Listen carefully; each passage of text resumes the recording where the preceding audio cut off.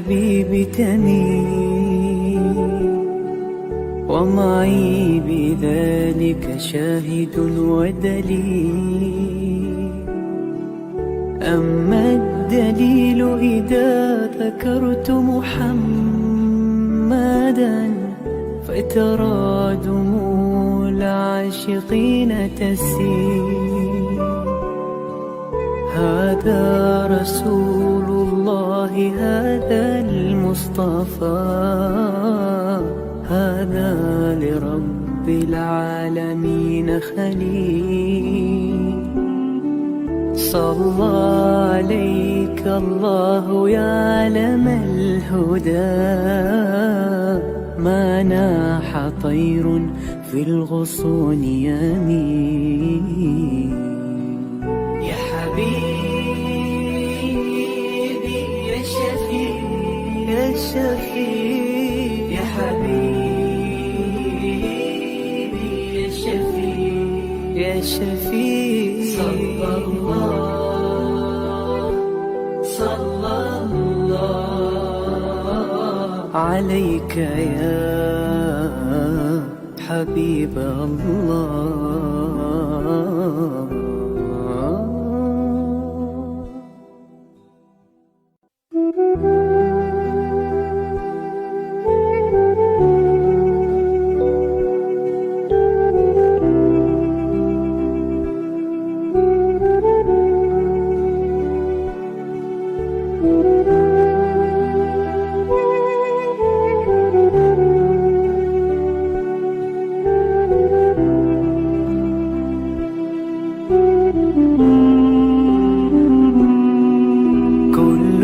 القلوب إلى الحبيب تميل ومعي بذلك شاهد ودليل. أما الدليل إذا ذكرت محمدا فترى دموع العاشقين تسيل.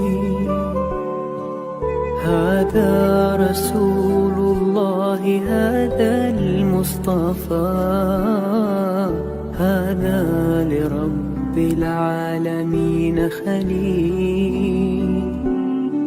صلى عليك الله يا علم الهدى، ما ناح طير في الغصون يمين. يا حبيبي يا شفيع يا شفيع، يا حبيبي يا شفيع يا شفيع. صلى الله عليك يا حبيب الله.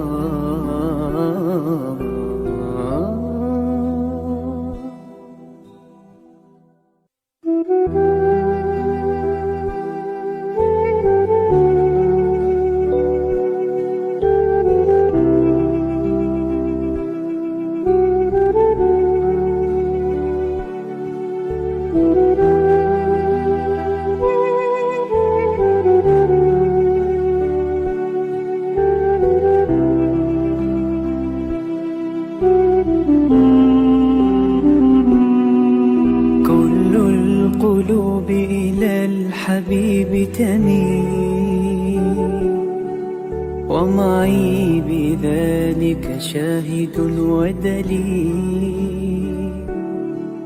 أما الدليل إذا ذكرت محمدا فترى. Yayasan Sabahat sedang mengusahakan pembinaan Kompleks Anjung Sulul Khatimah yang dipaparkan dalam skrin sekarang ini. Yang kedua ialah tentang buku yang saya tulis, ada 3 serangkai buku yang boleh didapati sekarang. Dan yang ketiga ialah FMCC atau First Move Child Care Center, iaitu sebuah taska yang mengambil pelajar-pelajar atau anak-anak daripada umur 2 bulan sampai 4 tahun. Yang ketiga ialah Telegram, di mana saya minta teman-teman para penonton menghimpunkan seluruh tenaga yang ada, pemikiran yang ada untuk kita mendaulatkan Islam, insya-Allah. Tuan-tuan, seluruhnya ini kalaupun ada imbuhannya, semuanya kita masukkan dalam tabung Anjur Husnul Khatimah. Minta tuan-tuan dan puan menderma, minta tuan-tuan menginfak, minta tuan-tuan melakukan apa saja bagi kita merealisasikan program Komplek Anjur Husnul Khatimah. Assalamualaikum warahmatullahi wabarakatuh. Alhamdulillah nahmaduhu wa nasta'inuhu wa nastaghfiruh wa na'udzu billahi min syururi anfusina wa min sayyiati a'malina. May yahdihillahu fala mudilla lahu wa may yudlilhu fala hadiya lahu. Asyhadu an la ilaha illallah wa asyhadu anna Muhammadan abduhu wa rasuluh. Allahumma shalli wa sallim ala sayyidina Muhammad wa ala alihi wa ashabihi ajma'in, amma ba'd. Qala Allah Ta'ala fi kitabil aziz, a'udzu billahi minasyaitonir rajim. وأن هذا صراطي مستقيما فاتبعوه ولا تتبعوا السبل فتفرق بكم عن سبيله ذلكم وصاكم به لعلكم تتقون. صدق الله العظيم. Para penonton yang hormati sekalian, buat kali keduanya tuan-tuan, setelah kita agak lama berehat, kita tampilkan tuan-tuan, kita punya ahli panel baru. Malam ini malam yang kedua beliau muncul tuan-tuan bersama dengan kita. Alhamdulillah, yang berbahagia Al-Fadhil Ustaz Dr. Irfan Rushdi, Dr. Irfan Rushdi, tuan-tuan, pensyarah di UiTM di Shah Alam. Alhamdulillah, mempunyai spesialisasi dalam bidang balaghah, tuan-tuan, yang mungkin akan diselit-selitkan tentang ilmu balaghah itu, tuan-tuan dan puan. Paling tidaknya kata orang di kulit-kulitnya pun untuk kita menikmati, tuan-tuan, kehebatan ilmu balaghah itu. Kemudian tuan-tuan, malam ini kita meneruskan sebagaimana minggu lepas, kita punya banner, the big banner, tuan-tuan. The big banner ni ialah nikmat Islam dan nikmat iman. Jadi kita pecah-pecahkan daripada nikmat Islam dan nikmat ni berbagai-bagai lagi subtopik, tuan-tuan, kita pecahkan. Malam ni yang kita pecahkan, tuan-tuan, ialah nikmat akidah, nikmat seorang insan yang berakidah, nikmat yang dinikmati oleh insan yang berakidah. Begitu tuan-tuan.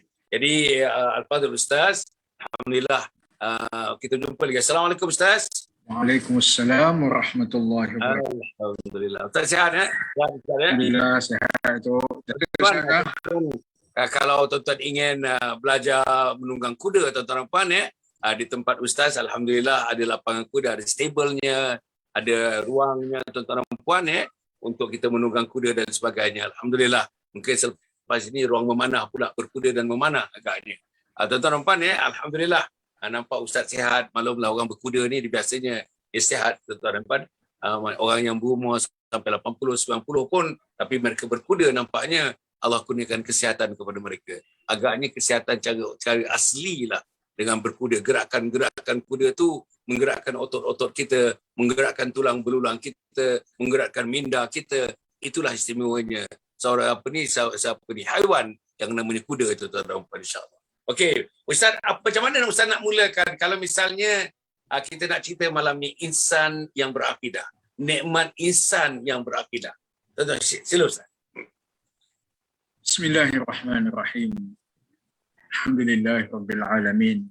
Wassalatu wassalamu al-atamman al-akmalan ala sayyidina Muhammad al-fatih lima ughliqa wal khatim lima sabaq nasiril haqqi bil haqqi wal hadi ila siratikal mustaqim wa ala alihi wa ashabihi haqqa qadrihi wa miqdarihi al-azim, amma ba'd.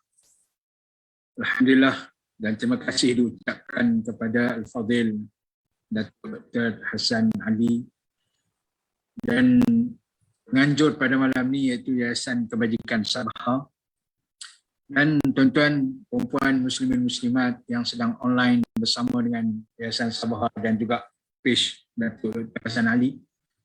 InsyaAllah pada malam ni kita akan membicarakan berkenaan dengan nikmat berakidah.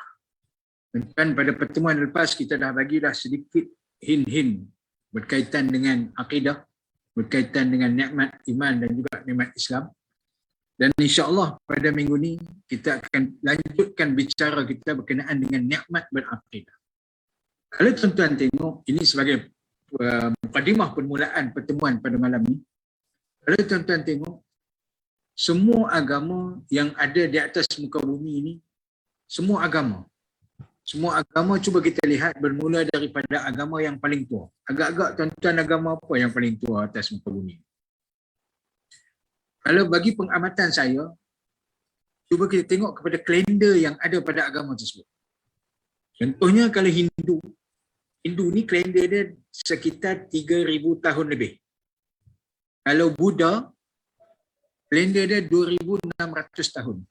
Kalau Masihi, 2021. Itu confirm. Kalau Islam sekitar 1,400 tahun.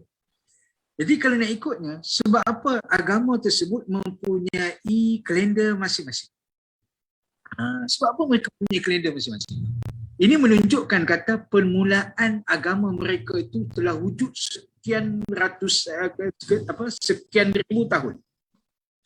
Berdasarkan kehidupan Adam AS, jarak kita dengan Nabi Adam agak-agak tuan-tuan berapa ribu tahun. Jarak kita dengan Adam lebih kurang 7,000 tahun hingga 8,000 tahun. Okay, start pada sekarang sampai Adam tu lebih kurang 7 hingga 8,000 tahun. Berdasarkan kajian-kajian lah yang dibuat. Saya pun baca kajian, saya pun tak buat kajian. Saya hanya membaca. Jadi daripada agama yang wujud sejak daripada dahulu kemudian datang kepada zaman kita berzaman-zaman sekarang ni, kalau nak ikutnya tuan-tuan, last kali Allah Ta'ala sebut, Inna ad-dina indallahil Islam. Sesungguhnya agama yang paling diredai di sisi Allah Ta'ala adalah Islam. Okay. Contents ataupun word Islam tersebut. Apa makna Islam? Islam sejahtera, selamat. Itu Islam. Jadi, tuan-tuan yang dirahmati Allah Subhanahu wa Ta'ala sekalian, apabila kita sebut Islam, salam ataupun assalamualaikum, semuanya tu kalau Nabi sebut dalam hadis afsyus salam, sampaikan salam, berikan salam. Sebenarnya kalau kita melihat kepada sekadar perkataan salam saja, dia tak ke mana. Tetapi yang dikehendaki daripada sebaliknya daripada perkataan salam tersebutlah yang menyebabkan bahawasanya agama yang kita pegang, agama yang kita bawa ni adalah agama yang begitu spesial. Okay, ni kita nak ceritakan sedikit demi sedikit. Tuan-tuan yang dirahmati Allah Subhanahu wa Ta'ala sekalian. Dalam Al-Quran Allah Ta'ala sebut Alif Lam Mim Dzalikal kitabu la raiba fihi. Ni tengok ayat ni. Dzalikal kitab la raiba fihi. Itulah kitab yang tidak ada sebarang unsur keraguan di dalamnya. Soalan saya, kenapa Allah Ta'ala menggunakan perkataan zalika? Ini dia ada unsur balaghah. Dia ada unsur balaghah yang perlu difahami oleh orang-orang yang berakal. Sebab balaghah ni, dia memberitahu kepada para pendengar sekalian berkenaan dengan fasihnya bahasa Arab. Sebab fasihnya bahasa Arab tersebut, Abu Jahal, Abu Lahab, abu-abu yang lain tak mampu nak lawan Quran. Sebab Quran ini terlampau fasih. Baik. Kalau kita tengok maknanya, Dzalikal kitab la raiba fihi. Itulah kitab yang tidak ada sebarang keraguan padanya. Kalau kita katakan itu, sebab apa Allah Ta'ala gunakan perkataan itu? Sedangkan kalau nak ikutnya, hadha. Hadha ni maksudnya ini. Ini kitab. Kalau katakan ini, kan lagi jelas. Contohnya, for example, mana Quran? Ada Quran. Hadhal kitab, contoh. Ini kitab. Contoh, ini saya bagi contoh. Kitab ini. Kitab ini tidak ada keraguan padanya. Dengan saya kata kitab itu. Kitab itu yang tidak ada keraguan padanya. Apa beza? Different makna. Mesti ada beza. Sebab Allah Ta'ala mengatakan itu, tidak mengatakan ini. Baik, dan tanda rahmat Allah. Kalau itu menunjukkan kata jauh, ini menunjukkan kata dekat. Orang terfikir, sebab apa tak guna ini? Oh, mungkin kitab tu jauh kot. Sebab kitab tu Allah Ta'ala turun daripada langit kot. Itu jawapan-jawapan yang kita jawab. Sebenarnya, kita tengok ayat yang seterusnya. Allah Ta'ala kata, La raiba fihi, zalikal kitab, la raiba fihi. Orang-orang yang merasai Al-Quran, akan menjadikan kitab itu dekat ataupun jauh. Orang-orang yang meragui Quran, dia akan menjadikan kitab itu jauh daripada dia. Walaupun kitab ni ada depan mata. Walaupun kitab ni ada depan mata, tetapi dia tak menjadikan Quran itu jauh pada dia. Seperti mana orang musyrikin. Walaupun kitab itu ada pada tangan mereka, walaupun orang-orang munafik baca Quran, baca kitab, tetapi mereka tetap menjauhkan kitab. Sebab ciri orang yang menjauhkan, orang yang meragui dengan Quran, dia akan menjauhkan dengan Quran. Tetapi kalau ayat tu kata hadzal kitab, maka itu ayat yang tak betul. Saya orang Arab pada masa itu akan komplain, akan kata Quran, macam mana boleh katakan ini kitab sedangkan keraguan ada di dalam hati manusia. Yang inilah yang kita nak buang keraguan. Keraguan-keraguan dalam kita berakidah, dalam kita beragama, yang ni yang kita nak masukkan unsur-unsur. Ini tuan-tuan dirahmati Allah. Ayat-ayat Quran yang Allah Ta'ala cerita, Allah Ta'ala cuba datangkan kepada kita pelbagai cara. Di antaranya apabila dia nak menggambarkan keimanan, dia bagi tahu kepada kita. Innal ladzina kafaru sawa'un 'alaihim a anzartahum am lam tunzirhum la yu'minun. Perhatikan ayat ni. Ini saya ambil surah Al-Baqarah yang tuan-tuan pun rajin baca, yang tuan-tuan kalau dengar pun tuan boleh ikut dan tuan-tuan boleh baca lebih fasih daripada saya. Innal ladzina kafaru sawa'un 'alaihim. Sesungguhnya orang-orang yang kufur. Sawa'un 'alaihim a anzartahum. Sama ada ke atas mereka kamu memberi inzar. Cuba tuan-tuan tengok ayat susunan dia. Kalau kita tengok Allah Ta'ala sebut innal ladzina kafaru sawa'un 'alaihim a anzartahum. Kalau nak ikut ayat yang kita kata ayat yang susunannya yang betul lah. Sawa'un anzartahum 'alaihim. Itu ayatnya kalau nak ikutnya. Tetapi sebab apa Allah Ta'ala mendahulukan sawa'un 'alaihim, mendahulukan 'alaihim berbanding anzartahum. Apa maksud anzar? Sama ada kamu memberi peringatan atas mereka. Okey. Tetapi Allah Ta'ala dahulukan sama ada atas mereka kamu memberi peringatan. Dua ayat yang berbeza tuan-tuan. Tuan-tuan kena faham elok. Tuan-tuan nak saya huraikan daripada sudut balaghah, tuan-tuan kena faham. Sebab pada sudut balari, pada sudut ahli balaghah, dia ambil penting walaupun didahulukan satu huruf, walaupun digunakan perkataan anzartahum. Dia tak guna am anzartahum, au anzartahum, hal anzartahum. Itu pun menjadi perbahasan pada ahli balaghah. Ahli balaghah dia akan membahaskan tiap-tiap satu ayat, tiap-tiap satu huruf sehingga kan baris pun dia bahaskan. Okey, tuan-tuan tengok. Allah Ta'ala sebut. Innal ladzina kafaru, sesungguhnya orang-orang yang kufur kepada Allah Subhanahu wa Ta'ala. Sawa'un, sama ada. Sawa'un 'alaihim anzartahum. Kalau nak ikut susunannya sawa'un anzartahum 'alaihim. 'Alaihim kena duduk di belakang. Kalau nak ikut susunannya sama ada kamu memberi peringatan kepada mereka, atas mereka ataupun tidak. Okay. Tengok kekufuran itu berpunca daripada siapa. Di sini Allah Ta'ala menyatakan bahawasanya kekufuran itu berpunca daripada mereka sendiri, bukan daripada orang yang mendatangkan peringatan. Dan rahmat Allah Subhanahu wa Ta'ala sekalian, macam mana kita nak tahu kekufuran itu datang daripada lubuk hati mereka, bukan daripada ayat Quran? Macam mana kita nak tahu kekufuran itu datang daripada mereka sendiri, bukan daripada bukti-bukti dan dalil-dalil yang Allah Ta'ala tunjukkan? Kita tengok Quran. Allah Ta'ala cerita dah. Bila mana Allah Ta'ala mendahulukan innal ladzina kafaru sawa'un 'alaihim. Sawa'un 'alaihim. Belum lagi didatangkan perbuatan memberi peringatan pada mereka. Tetapi Allah Ta'ala kata, sesungguhnya orang-orang kafir itu sama ada atas mereka itu, didahulukan atas mereka itu berbandingkan peringatan. Maka pada saat itu menunjukkan hati mereka itu memang mereka sendiri yang tutup. Bukan salah Allah. Bukan salah Allah Ta'ala yang menutup hati mereka.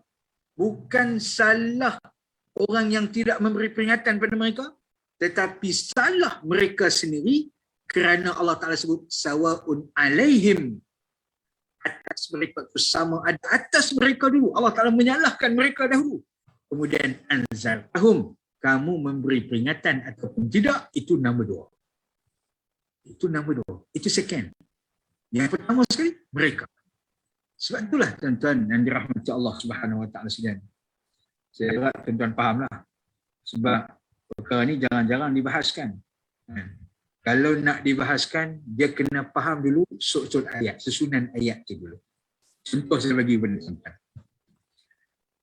Saya pergi ke kedai. Yes, saya buat pergi ke masjid lah. Saya pergi ke masjid. Dengan ke masjid saya pergi. Apa beza? Saya pergi ke masjid dengan ke masjid saya pergi. Saya pergi ke masjid, saya menyatakan bahawa saya, perbuatannya, saya pergi, melakukan perbuatan pergi dan masjid. Masjid adalah tempat tujuan. Tempat tujuan ni, kalau kita dahulukan masjid duduk di depan, ke masjid saya pergi, tempat matlamat tujuan utama tu kita dahulukan, sudah pasti ayat tu dah ada perubahan makna. Kalau orang dengar, sama je Ustaz, saya pergi ke masjid saya pergi. Itu kalau kita dengar, sebenarnya salah tuan-tuan. Bukan sama, tak sama. Bila didahulukan tujuan, maksudnya tujuan itu yang dikedepankan, itulah matlamatnya. Maksudnya bila mana didahulukan ke masjid saya pergi, dia tidak pergi ke tempat-tempat lain dah. Dia tak pergi dah ke tempat-tempat lain. Dia tak pergi ke kedai. Dia tak pergi kedai minum, dia tak pergi kedai makan, dia tak pergi ke supermarket, hanya ke masjid saja yang dia pergi. Tetapi kalau mengatakan, saya pergi ke masjid, dia menyatakan perkataan pergi. Dia hanya menceritakan dia pergi. Dia boleh jadi pergi ke masjid, dia boleh jadi pergi ke kedai, dia boleh jadi pergi ke pasar raya, dia boleh jadi pergi ke tempat-tempat lain. Sebab dia menyatakan apa yang dia lakukan. Maksudnya dia menyatakan perbuatan pergi. Di sinilah tuan-tuan dirahmati Allah, dalam kaedah balaghah dia menyatakan at-taqdim ma huwa bayanuhu aham. At-taqdim ma huwa bayanuhu aham. Mendahulukan sesuatu itu menunjukkan kata bahawasanya menerangkan itu adalah yang paling penting. Mendahulukan sesuatu itu adalah perkara yang paling penting kita nak beritahu. Sebab tu tuan-tuan dan dirahmati Allah, Allah mulakan Al-Quran dengan zalikal kitab. Allah Ta'ala mulakan dengan Quran bahawasanya alif lam mim zalikal kitab, selain daripada Al-Fatihah. Sebab apa didahulukan, sedangkan penurunan Al-Baqarah ni di Madinah, bukan di Mekah. Penurunan Al-Baqarah di Madinah, bukan di Mekah. Tapi sebab apa didahulukan? Kerana ianya penting. Intipati yang ada di dalamnya penting. Begitu juga Al-Fatihah. Al-Fatihah kalau nak ikut turutannya, dia bukan surah yang pertama turun. Yang pertama turun adalah Iqra. Tetapi kenapa Iqra di juzuk yang ke-30? Tetapi Al-Fatihah berada pada juzuk yang pertama. Turunnya itu sebelum daripada Al-Isra' wal Mi'raj. Ada mengatakan turunnya Al-Fatihah sebelum Al-Isra' wal Mi'raj. Jadi maksudnya bukan di peringkat permulaan. Ada yang mengatakan selepas daripada surah-surah ni kemudian baru turunnya Al-Fatihah, Sab'ul Mathani, 7 ayat yang diulang-ulang. Tetapi kenapa didahulukan dalam sudut penyusunan Al-Quran? Inilah tuan-tuan yang dirahmati Allah, apa yang didahulukan itu menandakan pentingnya perkara tersebut. Pentingnya perkara tersebut. Baik, tuan-tuan yang dirahmati Allah Subhanahu wa taala. Kembali kepada ayat kita. Kembali kepada apa yang kita nak bicarakan pada malam ini. Katakan bahawasanya orang-orang kafir. Innal ladzina kafaru sawa'un 'alaihim a anzartahum am lam tunzirhum. Allah Ta'ala kata, orang kafir ni sama ada atas mereka itu kamu memberi peringatan am lam tunzirhum, ataupun kamu tidak memberi peringatan ke atas mereka, fahum la yu'minun, mereka tidak akan beriman. Di sini jelas kepada kita, kekufuran itu timbul daripada individu, bukan daripada peringatan-peringatan yang kita bagi. Bila mana ditambah peringatan, boleh jadi tambah kufur.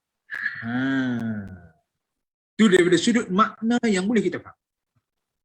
Sebab bila mana Allah Ta'ala kata sama ada kamu memberi peringatan atas mereka.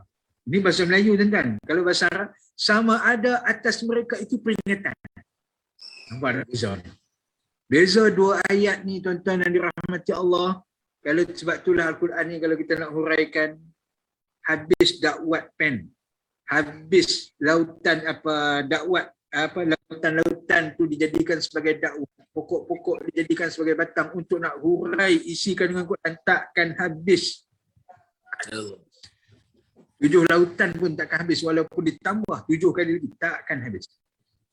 Sebab tuan dirahmati Allah, kekufuran yang pertama itu timbul daripada alaihim, atas mereka itu peringatan. Am lam tunzirhum, ataupun kamu tak bagi peringatan kepada mereka, mereka tetap tidak akan beriman. Sebab apa Allah Ta'ala kata kamu bagi peringatan ke, kamu tak bagi peringatan ke, mereka tetap tak beriman. Allah Ta'ala cuba nak bagi tahu kepada kita dalam bentuk tasbih, perumpamaan yang cukup cantik yang Allah Ta'ala beritahu. Fi qulubihim marad. Kerana di dalam hati mereka tu ada satu penyakit. Dan penyakit ni bukan penyakit COVID. Bukan penyakit hati yang kita boleh operate, kita buang penyakit tersebut. Tidak. Fi qulubihim marad. Allah Ta'ala kata, kalau kita nak kata, kerana di dalam hati mereka tu ada penyakit. Tetapi, sebab apa Allah Ta'ala kata, Allah Ta'ala tak mulakan dengan maradun fi qulubihim. Tetapi Allah Ta'ala kata, fi qulubihim maradun. Beza tu. Beza ayat Quran kalau Allah Ta'ala kata, maradun fi qulubihim, penyakit yang ada dalam hati mereka. Itu ayat yang kita kata, okey, satu jenis penerangan. Allah Ta'ala nak terang kepada kita, maradun fi qulubihim, penyakit yang ada dalam hati mereka. Tapi Allah Ta'ala katakan maradun fi qulubihim, tapi Allah Ta'ala kata fi qulubihim marad, dalam hati mereka tu. Bermakna ianya berpunca daripada hati. Keimanan dia adalah penyakit ataupun ubat yang sebenarnya timbul daripada hati. Dia bukan benda yang luaran. Dia bukan satu benda yang luaran. Tuan-tuan yang dirahmati Allah Subhanahu Wa Taala sekalian, ini penyakit hati.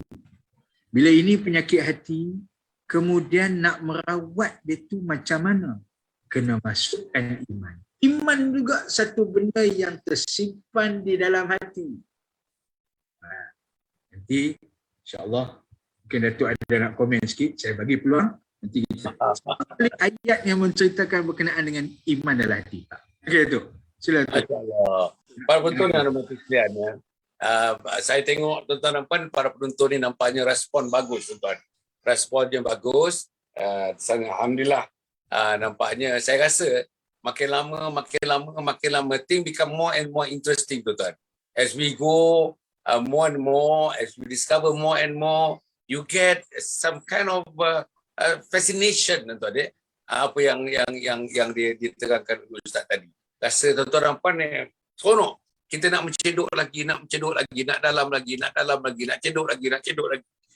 Itu baru mengulas tuan-tuan, satu baris saja tu. Satu baris. Itu satu baris tuan-tuan dan puan yang diulas dalam ayat surah Al-Baqarah, ayat yang awal-awal surah Al-Baqarah.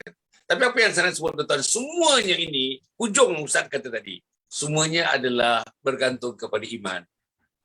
Tempat iman tuan-tuan bukan di kepala, tempat iman bukan di jari, tempat iman bukan di kaki, tempat iman bukan di perut, tapi tempat iman adalah di hati. Tuan-tuan dan puan, insya-Allah. Jadi itulah Ustaz menyebutkan tadi, Ustaz, hati berpenyakit. Fi qulubihim marad, hati mereka berpenyakit, tuan-tuan, berpenyakit hati mereka. Saya yang cakap ni pun agaknya hati berpenyakit, teman-teman mungkin tidak. So, para penonton mungkin tidak, tapi saya, tuan-tuan dan puan, dalam keadaan hati berpenyakit inilah, tuan-tuan dan puan, kita nak didik anak kita. Dalam keadaan hati berpenyakit inilah kita nak didik isteri kita. Dalam keadaan berpenyakit inilah kita nak didik anggota masyarakat kita. Dalam hati berpenyakit inilah kalau saya menjadi profesor universiti nak mendidik siswa-siswi kita, tuan-tuan. Dalam hati berpenyakit inilah kalau saya pemimpin, saya nak memimpin orang-orang yang patut dipimpin, rakyat yang patut dipimpin. Tuan-tuan, kesannya sangat besar. Sebab itu yang diulas oleh Ustaz tadi, doktor tadi, Pak Doktor kita mengulas tadi, tuan-tuan, insya-Allah ya. Antara satu perkataan dengan satu perkataan, satu ayat dengan satu ayat. Kenapa tidak begini? Sepatutnya kalau ikut bahasa yang biasa, bahasa Arab yang biasa, kedudukannya begini. Tetapi Allah memilih bukan begitu kedudukannya. Tadi satu benda, tuan-tuan, satu benda yang satu prinsip. Ini prinsip. Kalau ada benda yang dimulakan itulah yang penting dibandingkan dengan benda-benda yang kemudiannya. Perkara-perkara kemudian. Ini penting, tuan-tuan. Sebab itu kita diajar Allah Subhanahu Wa Taala, tuan-tuan. Kalau kita nak pergi katakan nak keluar beli barang, tuan-tuan, tentulah kita nak susun. Isteri kita akan susun. Yang pertama beras, yang kedua barulah agaknya tuan-tuan sabun ke apa ke dan sebagainya. Tapi beras nak mengisipur anak-anak kita. Sabun tak bersabun tak apa. Tapi tak ada beras tak boleh, tuan-tuan dan puan. Inilah agaknya dalam kehidupan harian kita. Ustaz, saya rasa prinsip itu, Ustaz, ya, yang apa juga yang dimulakan itu. Kalau itu yang pertama disebut, maka tuan-tuan dan puan agaknya kelebihan pada yang pertama itu berbanding dengan yang berikutnya. Itu yang pertama. Yang kedua, Ustaz tadi yang menyebutkan tuan-tuan dan puan yang fungsi iman. Faktor iman. Iman is a main factor dalam kehidupan kita, terutamanya sebagai seorang Islam. Jadi Ustaz yang berikutnya agaknya kalau Ustaz dapat ulas sikit ayat tadi, Ustaz sambung ayat tadi ulasan Ustaz. Saya nak tahu tadi bila tuan-tuan supaya pergi kepada ayat yang berikutnya. Fi qulubihim maradun fazadahumullahu marada. Ni hati mereka berpenyakit, Allah tambah lagi penyakit pada hati mereka. Jadi dalam konteks kita bincang ni dengan balaghahnya, dengan kita bincang ni manusia yang berakidah, hebatnya manusia yang berkaedah, cantiknya manusia yang berakidah, tuan-tuan, nikmatnya akidah dalam diri seorang insan. Agaknya Ustaz boleh teruskan. Sila Ustaz. Baik. Terima kasih Al-Fadhil Datuk Dr. Hasan Ali. Allahumma salli ala sayyidina Muhammad ya karim ya rahman rahim. Itulah penting juga ada orang buat ulasan tu. Baru saya pun rasa masya-Allah. Memang betul. Selalunya isteri kita kalau nak susun barang tu dia akan susun yang paling penting sekali. Adalah yang paling utama, yang paling besar. Betul lah, saya teringat. Betul lah. Manusia pun macam tu juga. Dia ikut sunnatullah. Yang mana yang paling utama yang itulah. Kan? Kadang-kadang Datuk, dia nak jadi ceritanya, yang last kali ditulis tu penting. Itu penting. Kadang-kadang kenapa yang ni abang tak beli ni? Alamak, terlupa. Yang ni lah yang paling penting sekali. Alamak. Sebab disusun dalam banyak-banyak tu, yang last kali dia teringat. Itu kelemahan manusia lah. Tapi Allah Ta'ala tidak ada sebarang kelemahan. Baik, tuan-tuan yang dirahmati Allah Subhanahu Wa Ta'ala. Nikmatnya apabila kita beriman kepada Allah Subhanahu Wa Ta'ala. Apabila kita beriman dengan Allah Subhanahu Wa Ta'ala, nikmatnya apabila setiap baris yang kita baca, setiap ayat yang kita dengar, setiap apa saja ulasan daripada ustaz, daripada tuan guru, daripada para alim ulama berkenaan dengan ayat-ayat Allah. Ayat-ayat Allah Ta'ala ni luas. Tanda-tanda kebesaran Allah Subhanahu Wa Ta'ala sebenarnya akan bertambah kepada hati kita ni hidayah. Akan bertambah kepada hati kita hidayah. Ini saya ambil surah Al-Baqarah, surah yang kedua. Sepatutnya saya kena huraikan yang pertama dulu, itu Al-Fatihah. Saya kena ceritakan isi kandungan Fatihah. Tetapi sebab apa? Sebab malam ni kita nak cerita penyakit, kemudian kita nak merawat. Hati kita ni sedang berpenyakit. Bak kata Datuk. Tapi saya lagi banyak penyakit. Kalau Datuk kata Datuk banyak penyakit, saya lagi banyak. Saya ramai lagi orang tonton saya. Lagi banyak penyakit dengan serbannya. Serban ni lagi banyak penyakit. Allahumma salli ala sayyidina. Sebenarnya apabila kita dah kenal Allah ataupun apabila kita hidup keluar dan kita nak mencari jalan nak kenal Allah Subhanahu Wa Ta'ala, pertama sekali yang Allah Ta'ala sebut permulaan Al-Quran iaitu dengan Bismillah. Bismillahirrahmanirrahim. Dengan nama Allah. Maksudnya tuan-tuan yang dirahmati Allah, Kita nak kenal Allah, kita kenal dulu asma'ullah, nama-nama Allah. Ini saya nanti mungkin dalam pertemuan yang akan datang lah kita akan bicarakan bab ni. Saya nak merujuk kepada soalan yang Datuk bagi. Sebab nantilah, tengok minggu depan kalau kita ada masa kita akan bicarakan bismillah saja khusus. Nikmat kita menyebut bismillah. Khusus untuk bismillah saja. Bismillahirrahmanirrahim. Lengkapnya begitu. InsyaAllah pada pertemuan akan datang. Kita akan bicarakan nikmat iman kita ni dengan perkataan bismillah. Malam ni kita nak tengok penyakit dulu. Penyakitnya apa dia tuan-tuan? Dan tadi bila mana Allah Ta'ala sebut fi qulubihim maradun fazadahumullahu marada. Penyakit hati ni dia berpunca daripada kita. Permulaannya. Kemudian Allah Ta'ala akan tambah sedikit demi sedikit. Sebab apa Allah Ta'ala tambah penyakit hati? Sebab apa Allah Ta'ala tambah penyakit hati? Tengok ayat selepas daripada innal ladzina kafaru sawa'un 'alaihim anzartahum am lam tunzirhum la yu'minun. Itu yang pertama sekali, penyakit itu dah ada dalam hati mereka. Kemudian khatamallahu ala qulubihim wa ala sam'ihim wa ala absarihim ghishawa. Ini yang kedua. Sementara nak timbul, nak tambah lagi penyakit tu, nak tambah penyakit tu, Allah Ta'ala dah buat satu gerak kerja yang begitu cekap, yang begitu cantik. Permulaannya apabila yang mata mereka tertutup, telinga mereka tertutup, mulut mereka terkunci, hati mereka akan terkatup. Di sini disebut khatamallah, Allah Ta'ala yang menutup. Kalaulah, tuan-tuan, ni ayat ni, no? Kalaulah Allah Ta'ala menutup hati hambanya, tiba-tiba esok Allah Ta'ala azabkan hamba. Nampak macam tak adil lah. Ya Allah, kau dah tutupkan hati kami. Kemudian pula engkau seksa kami. Mana jalan hidayah? Kita akan bersoalkan Allah. Pasti kalau dengan ayat ni yang kita baca, khatamallahu ala qulubihim wa ala sam'ihim wa ala absarihim ghishawah wa lahum azabun azim. Jadi kita akan salahkan Allah. Ya Allah, engkau dah tutupkan mata kami. Engkau dah tutupkan telinga kami.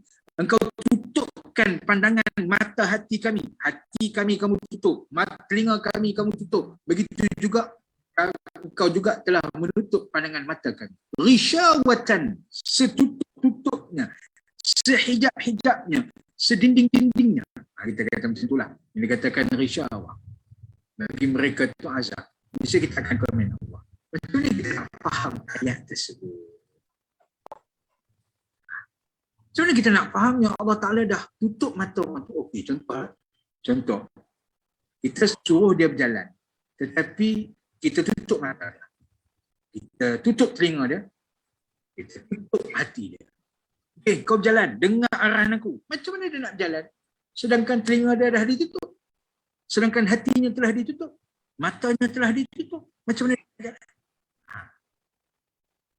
Kalau kita nak komen ayat ni, Allah Ta'ala ni tak betul lah ni. Boleh ke komen macam tu? Wallahu munazzahun an zalik. Allah Ta'ala munazzahun, suci daripada segala kekurangan. Habis, kita nak huraikan macam mana? Macam mana yang kita nak fahamkan? Khatamallahu ala qulubihim. Maksudnya di sini, sebab apa Allah Ta'ala yang meletakkan namanya sendiri. Khatamallahu, Allah sendiri yang menutup. Bukan dikatakan malaikat, bukan dikatakan manusia yang menutup, tetapi Allah Ta'ala sebut namanya Al-Jalalah, yang agung itu, tangan dia sendiri, dia sendiri yang menutup. Yang ni adalah salah satu bentuk hukuman kepada hambanya apabila tidak mahu ambil peduli. Tengok ayat yang sebelumnya. Ayat yang sebelum Allah Ta'ala kata, kalau kamu ambil peduli, innal ladzina kafaru sawa'un 'alaihim a'anzartahum am lam tunzirhum. Ketika mana kamu mengambil pengajaran, maka perkara itu akan terbuka. Sebab inzar itu, pengajaran itu akan membuka hati. Tetapi kalau kamu tak ambil pengajaran, Allah Ta'ala yang akan tutup hati. Itulah. Sebab tu Allah Ta'ala kata, sawa'un alaihim anzartahum am lam tunzirhum. Sama ada ke atas mereka tu kamu bagi peringatan ke atau tak bagi peringatan ke, tetap mereka itu tidak beriman. Sebab apa? Sebab Allah Ta'ala dah tutup hati mereka. Tetapi sebaliknya yang kita perlu faham, kalaulah mereka itu menerima peringatan, maka pada saat itu hatinya akan terbuka dan sentiasa terbuka. Ayatnya ada dalam surah-surah yang lain, kan? Seperti mana yang Allah Ta'ala sebut, kalaulah seseorang itu beriman, kan? Mana ayat itu? Allahumma salli ala sayyidina Muhammad, walau anna ahlal qura amanu wattaqau. Kalaulah satu penduduk kampung itu beriman dan bertakwa, la fatahna alaihim, la fatahna, niscaya kami akan buka. Di sini ada dua perkara yang tuan-tuan kena tahu. Kalau Allah Ta'ala gunakan perkataan lau di depan, walau anna, lau, perkataan lau tu maksudnya jikalau. Dia mesti akan gunakan perkataan lam sebagai jawapan. Lau ni adalah lau syarat. Kalau kamu buat macam ni, niscaya, jawapannya mesti gunakan lam. Tuan-tuan carilah ayat dalam Quran. Apa benda pun yang guna lau di depan, kemudian nanti tuan-tuan baca ayat tu. Walau anna ahlal qura amanu wattaqau. La fatahna. Dia mesti jawab dengan la. La ni maksudnya niscaya. Lam saja tu. Lam bukan lam alif tu. Bukan la tu. Lam saja. La fatahna. Niscaya kami akan buka.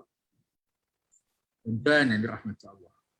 Kalau kita beriman, niscaya Allah Ta'ala akan buka segala-gala pintu. Macam mana yang kita nak tutup? Yang tadi Allah Ta'ala bagi tahu, mereka itu kalaulah mereka itu diberi peringatan ataupun tidak, Allah Ta'ala akan tutupkan hati mereka. Tutup itu Allah Ta'ala tak kata mesti, Allah Ta'ala tak gunakan la untuk mengatakan niscaya kami akan tutup. Cuma Allah Ta'ala kata, khatamallahu, Allah Ta'ala telah menutup hati mereka. Tapi itu past tense. Itu benda yang lepas. Sebab khatama itu fi'il madhi. Tutup itu bukan tutup yang berkekalan, tuan-tuan. Kena faham. Walaupun Allah Ta'ala khatamallah ala qulubihim wa ala absarihim, walaupun betul Allah Ta'ala itu menutup, tetapi tutupnya itu adalah tutup yang lepas. Apabila mereka tidak menerima hidayah, mereka tidak menerima Islam, mereka diberi peringatan dan sebagainya, mereka tak terima, Allah Ta'ala dah tutup hati mereka tu. Tetapi Allah Ta'ala gunakan fi'il madhi, bukan fi'il mudhari'.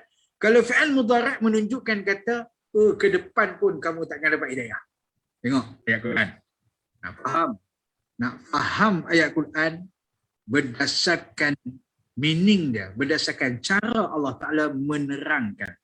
Sebab dalam balaghah dulu, kalau tak silap saya, minggu lepas, saya mungkin ada buat muqaddimah. Dalam balaghah ni dia ada 3 perkara.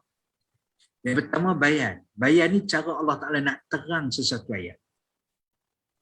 Yang kedua ma'ani. Ma'ani cara kita nak faham ayat.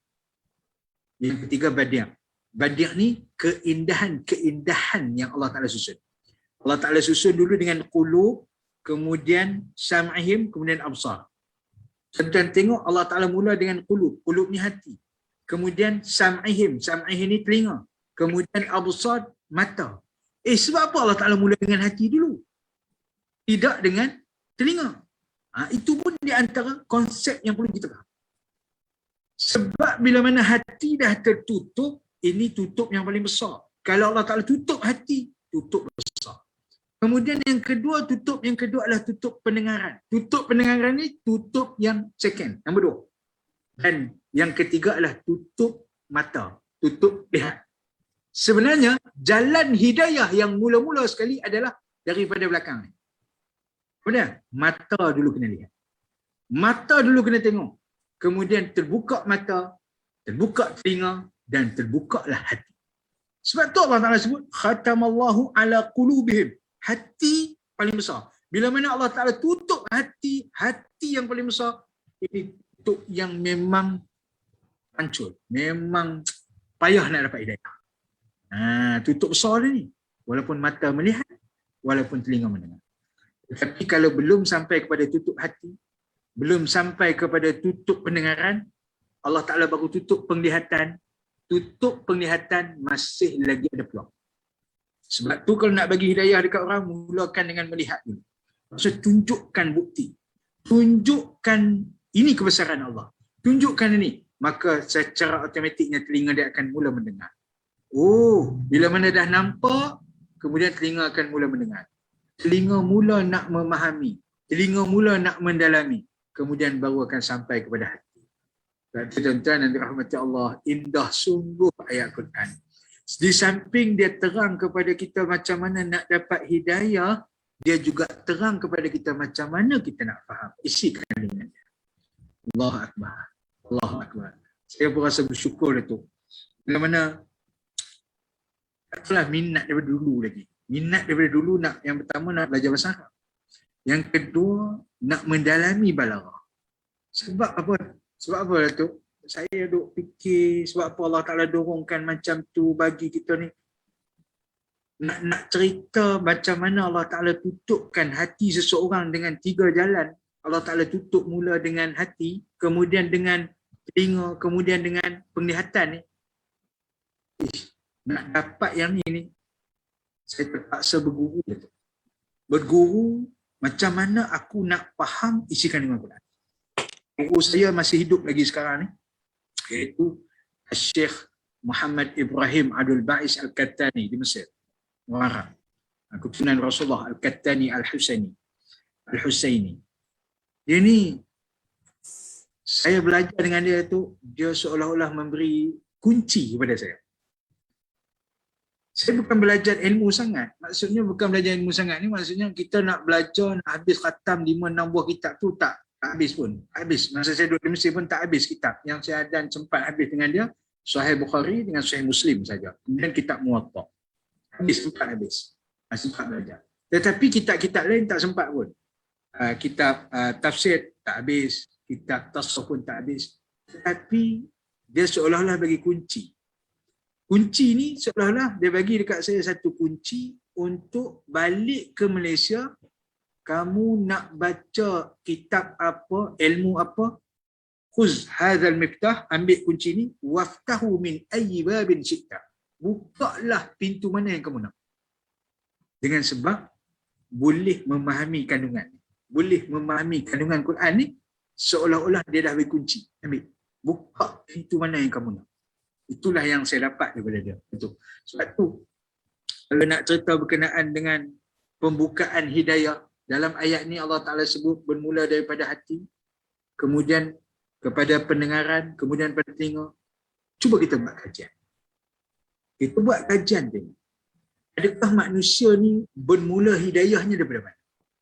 Bermula nak menerima sesuatu tu daripada mana? Dia mesti akan mula daripada pendengaran. Sebab kalau Allah Ta'ala tutup hati yang besar dan Allah Ta'ala buka pendengaran, mesti dia payah lambat. Dia mesti visual dulu, dia mesti nampak dulu, dia mesti tengok dulu. Sebab dalam surah Al-Fajr Allah Ta'ala sebut, Allahumma salli ala sayyidina Muhammad. Macam mana? Surah Al-Fajr Allah Ta'ala kata apa? Waji'a yawma izin bi jahannam. Waji'a yawma izin bi jahannam. Didatangkan kepada mereka pada hari itu neraka jahannam. Yawma idzin yatadzakkarul insanu wa anna lahu dzikra. Sebab Allah Ta'ala gunakan perkataan didatangkan. Waji'a yawma izin bi jahannam. Dipamerkan, ditunjukkan, divisualiskan di hadapan dia. Ditontonkan, dipresentkan di hadapan dia neraka jahannam. Kemudian baru dia akan ingat yauma izin, pada hari itu, pada hari dia nampak neraka jahannam tu, yatazakkarul insanu wa anna lahu dzikra. Dia akan ingatlah, manusia tu dia akan ingat segala apa yang pernah dia lakukan sepanjang hidup. Kalau kita baca Quran, baca sekadar kita hayati dengan hati, mungkin kita tak sampai. Tetapi bila mana Allah Ta'ala pamerkan neraka Jahannam, nah ni neraka Jahannam ni, aku tunjuk dekat kamu, tengok neraka Jahannam, pada masa itu teringat habis dosa-dosa kita yang nampak. Sebab ini jenis manusia yang visual, manusia yang memang kena tengok, yang memang kena lihat. Yang pertama, daripada sudut hidayah. Walaupun aturannya Allah Ta'ala sebut khatam Allah ala qulubihim wa ala sam'ihim wa ala absarihim, tetapi dia daripada belakang ni kita kena ambil bahawasanya yang pertama sekali unsur hidayah adalah melihat, kemudian mendengar, kemudian baru akan masuk ke dalam hati. Sebab lepas pada itu, kalau dah tak masuk, itulah yang datangnya fi qulubihim marad. Di dalam mereka itu ada penyakit. Baru datang itu. Baik. Ustaz, Silakan. okey tadi Ustaz, kita ialah ini soal hidayah Ustaz ya. Macam mana Allah akan turunkan hidayah kepada kita. Ya. Persoalan hidayah ini adalah hak mutlak Allah Subhanahu Wa Taala. Tapi kita sebagai saya pergi sebagai pendakwah lah kan ya. Ada 3 perkara tadi. Hati, pendengaran, penglihatan. Tapi untuk hidayah ni Ustaz kata dia bermula dengan penglihatan, pendengaran dan akhirnya jatuhlah hidayah dalam hati. Ya. Ustaz, jadi maknanya kalau kita nak berdakwah lah Ustaz, nak berdakwah.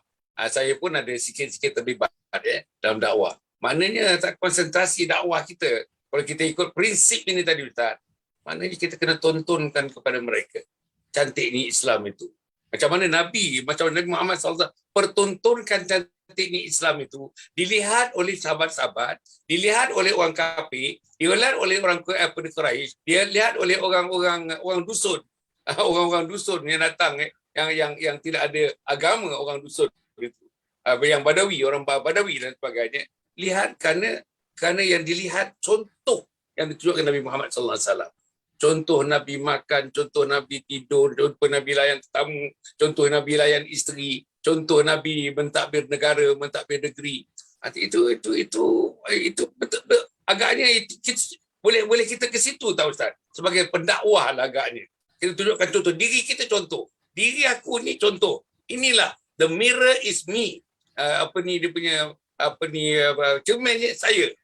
Jadi Ustaz, kemudian tu dengan itu melihat, lepas tu mendengar yang baik-baik tentang manusia, mendengar yang baik-baik pendakwah, mendengar yang baik-baik kerja dia daripada awal hingga akhir, mendengar yang baik-baik tentang isteri dan anak-anaknya, macam mana dia bina isteri dan anak-anaknya, itu dia mendengar. Dan barulah agaknya dikombinasi di antara melihat dengan mendengar, dengan berdoa kepada Allah Subhanahu Wa Taala siang malam pagi petang, maka turunlah hidayah dalam hati mereka.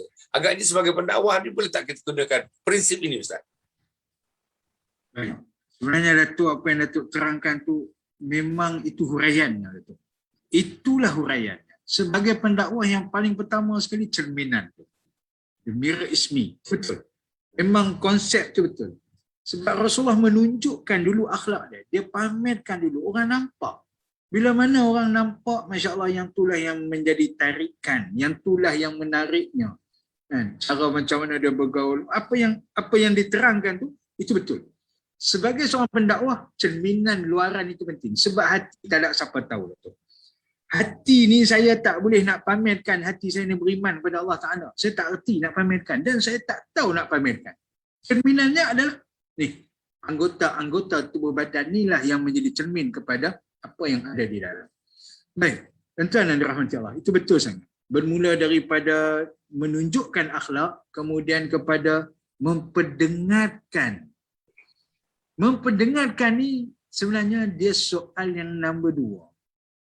Soal nombor 2. Dalam Quran Allah Ta'ala kata, sebenarnya ayat tu, jika orang kafir nak berjiran dengan kamu, fa in istajaraka fa'ajirhu hatta yasma'a kalam Allah.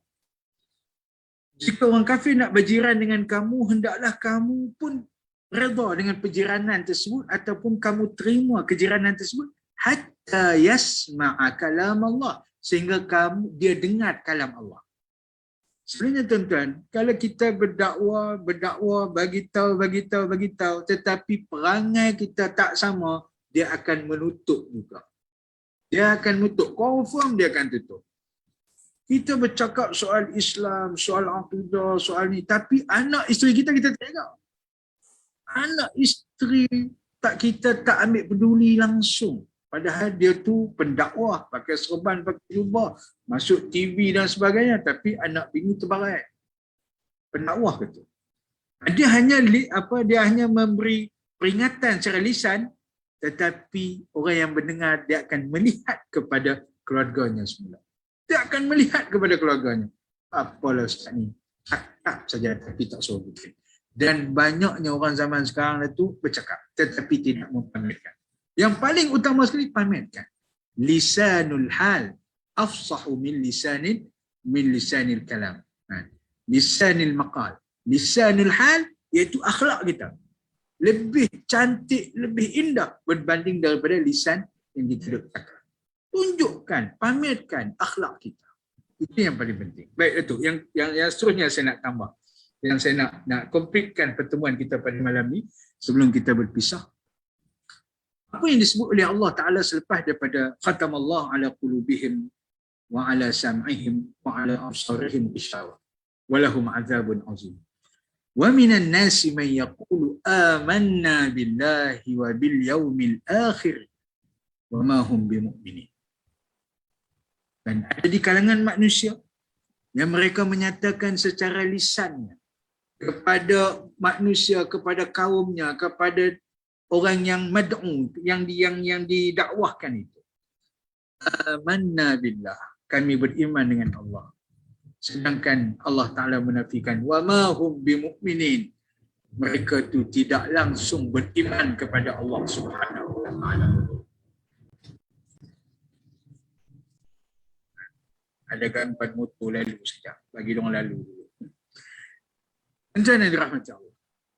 Minhum man yaqul, di kalangan mereka tu ada yang menyatakan secara lisan, maksudnya mempamerkan secara lisan, tidak secara fizikalnya, tidak secara amalannya, yang kata kami beriman amanna billah wa bil yaumil akhir, sedangkan Allah Ta'ala menafikan wa ma hum bimu'minin. Tidaklah mereka itu di kalangan orang beriman. Siapa yang layak menafikan iman seseorang? Datuk Hasan Ali layak untuk menafikan iman? Saya tak layak untuk menafikan iman.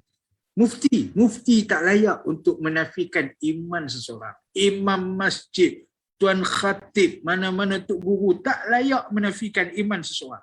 Tetapi yang layak menafikan iman seseorang adalah Allah Subhanahu Wa Taala. Allah Ta'ala saja yang kata wa ma hum bimu'minin.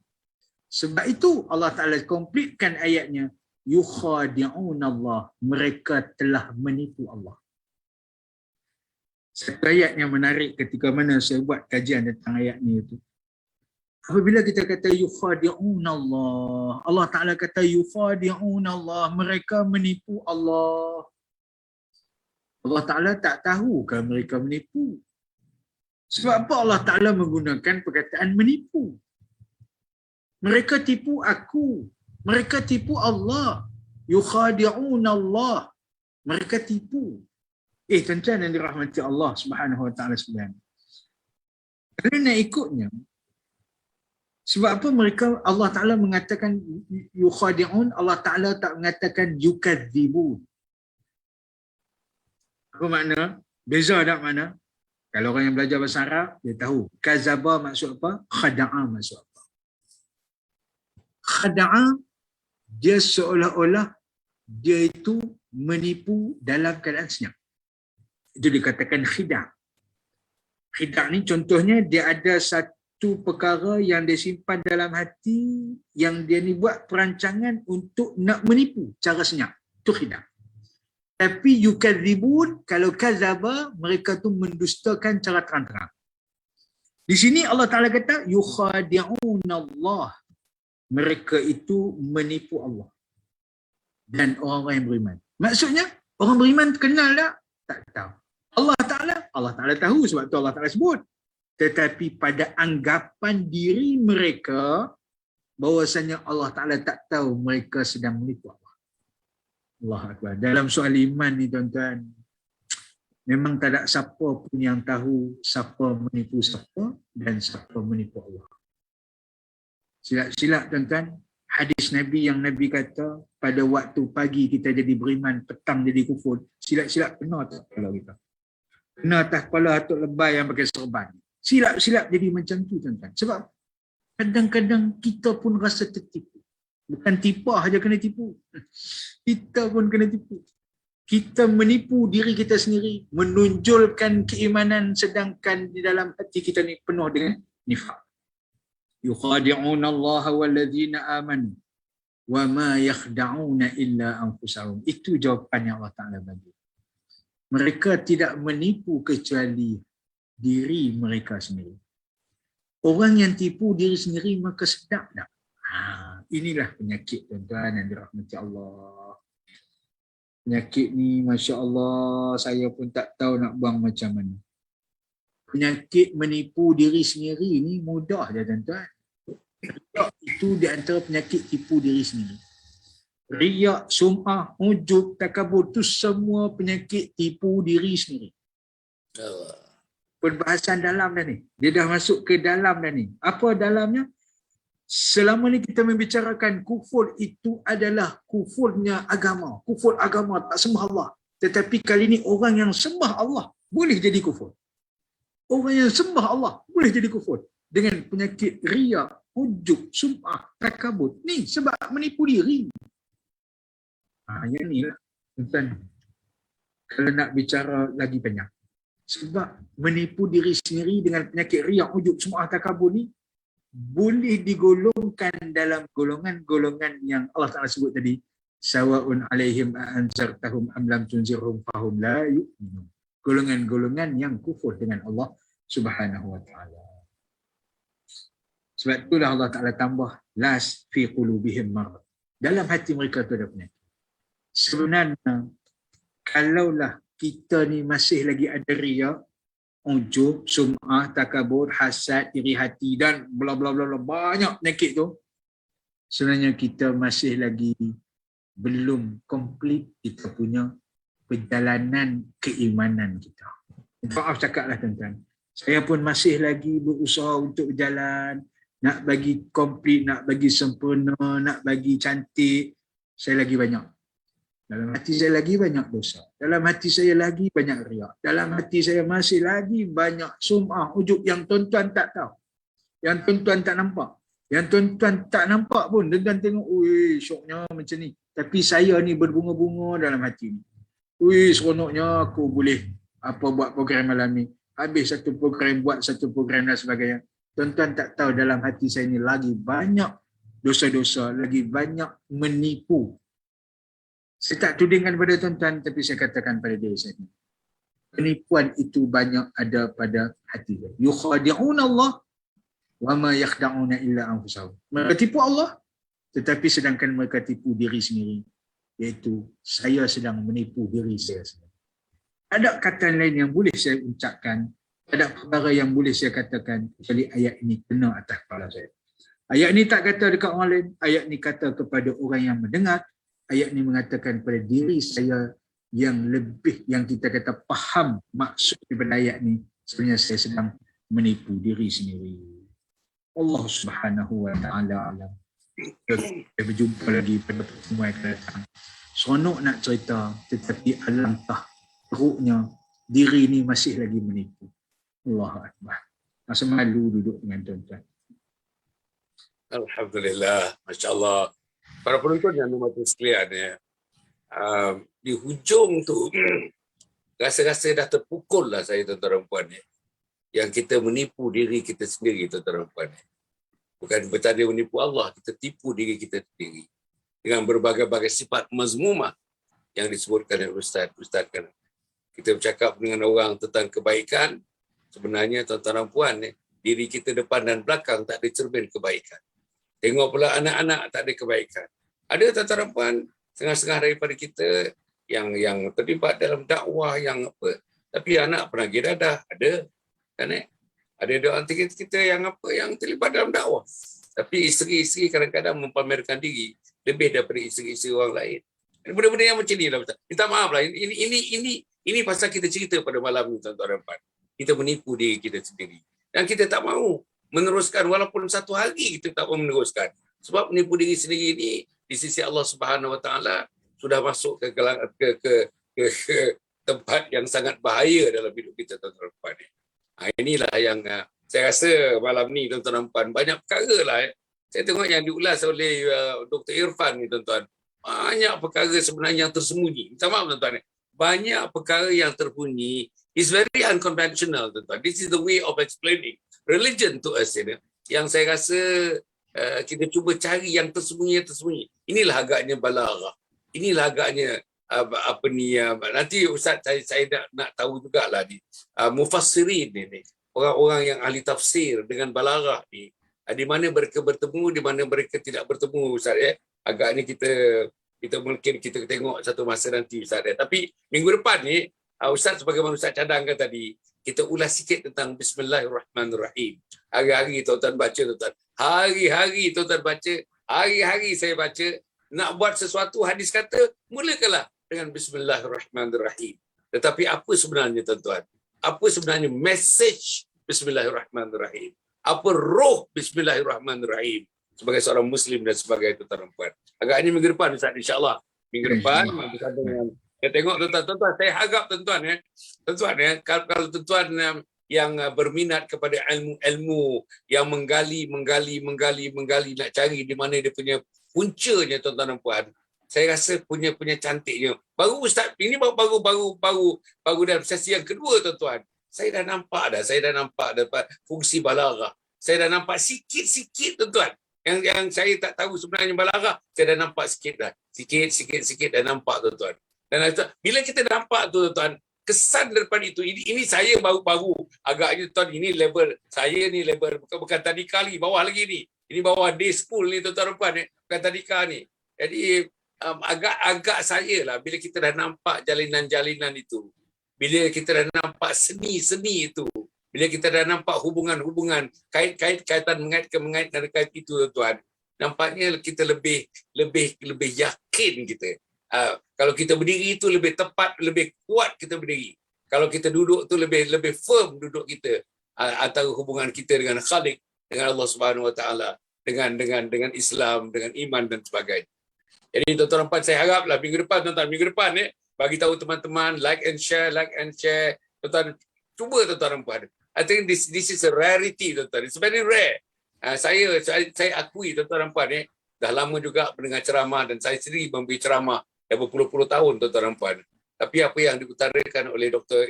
Irfan ini sesuatu yang saya rasa lah agaknya mungkin saya tidak terbiasa dengan balaghah. Jadi bila ustaz ni ada unsur-unsur balaghah, menerangkan iman dengan balaghah, menerangkan akidah melalui perspektif balaghah, masya-Allah, itulah yang cantiknya. Saya tengok, saya yakin tuan-tuan yang menonton malam ni, teman-teman yang betul-betul rindu kepada ilmu sedemikian ni, mereka sudah bertemu pada malam ini. Setidak-tidaknya tuan-tuan, setidak-tidaknya langkah pertama untuk kita meneroka lagi dengan khazanah Islam, khazanah Allah Subhanahu Wa Taala dalam Al-Quran dan sebagainya, insya-Allah. Mudah-mudahan Allah berikan. Terima kasih Ustaz. Minggu depan tuan-tuan para penonton bagi tahu teman-teman tuan-tuan. Tuan-tuan WhatsApp kepada teman-teman dalam WhatsApp group, dalam Facebook group, dalam berbagai-bagai. Tuan-tuan gunakan insya-Allah. Minggu depan pukul 9 tuan-tuan, pukul 9 malam kita bertemu lagi insya-Allah. Kali ini minggu depan ni saya nak bagi tahu awal dah. Tuan-tuan, apa arti bismillah? Apa arti bismillah dalam kehidupan kita ini? Bismillahirrahmanirrahim insya-Allah. Jadi cukup setakat itu. Terima kasih Ustaz. Terima kasih para penonton yang saya muliakan sekalian. Terima kasih kepada semua tuan-tuan dan puan. Jangan lupa besok pagi tuan-tuan. Besok pagi tuan-tuan pukul 7 kita bersama dengan Imam Muhammad Akib Abdullah. Imam Masjid Wilayah Persekutuan tuan-tuan dan puan yang juga aktivis yang begitu giat dalam aman Palestin dan sebagainya. Dah setahun setengah bersama dengan kita tuan-tuan. Besok dia muncul berselang-seli dengan Ustaz Ridwan Zahar. Minggu pertama, minggu ketiga Ustaz Ridwan Zahar, minggu kedua, minggu keempat ialah Ustaz Muhammad Akib Abdullah. Besok pagi. Lepas tu tuan-tuan pukul 9 macam biasa tuan-tuan dan puan saya besok yang TikTok saya pukul 8.30. Pukul 9 tuan-tuan saya ada program khas dengan JAKIM, bertemu dengan pegawai-pegawai kanan JAKIM untuk membentuk, menjadikan mereka pendakwah-pendakwah, pembentang-pembentang kertas kerja, public speakers yang mempunyai quality dan profesional, tuan-tuan dan puan. InsyaAllah saya diberikan 2 jam besok pukul 9 sampai pukul 11 bertemu dengan pegawai-pegawai tinggi JAKIM, tuan-tuan dan puan, yang dikhususkan untuk mengendalikan televisyen, radio dan program-program public program yang lainnya, tuan-tuan dan puan, yang mereka memerlukan satu pendekatan berkualiti, insya-Allah. Jadi itu pukul 9, sebab itu TikTok saya besok yang sepatutnya pukul 9 saya buat pukul 8.30 pada pagi besok, tuan-tuan dan puan. Jadi insya-Allah kita bertemu. Terima kasih kepada Ustaz sekali lagi.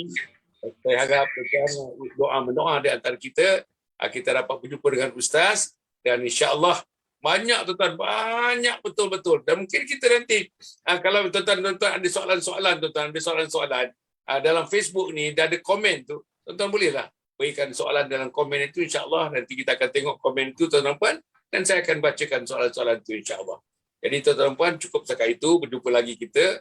Aku qouli hadza wa astaghfirullahalazim li wa lakum wa lisairil muslimin wal muslimat innahu huwal ghafurur rahim. Wassalamualaikum warahmatullahi wabarakatuh. Yayasan Sabah sedang mengusahakan pembinaan Komplek Anjung Sulul Khatimah yang dipaparkan dalam skrin sekarang ini. Yang kedua ialah tentang buku yang saya tulis, ada 3 serangkai buku yang boleh didapati sekarang. Dan yang ketiga ialah FMCC atau First Move Childcare Center, iaitu sebuah taska yang mengambil pelajar-pelajar atau anak-anak dari umur 2 bulan sampai 4 tahun. Yang ketiga ialah Telegram, di mana saya minta teman-teman para penonton menghimpunkan seluruh tenaga yang ada, pemikiran yang ada untuk kita mendaulatkan Islam, insya-Allah. Tuan-tuan, seluruhnya ini kalaupun ada imbuhannya, semuanya kita masukkan dalam tabung Anjung Sulul Khatimah. Minta tuan-tuan dan puan menderma, minta tuan-tuan menginfak, minta tuan-tuan melakukan apa saja bagi kita merealisasikan program Komplek Anjung Sulul Khatimah.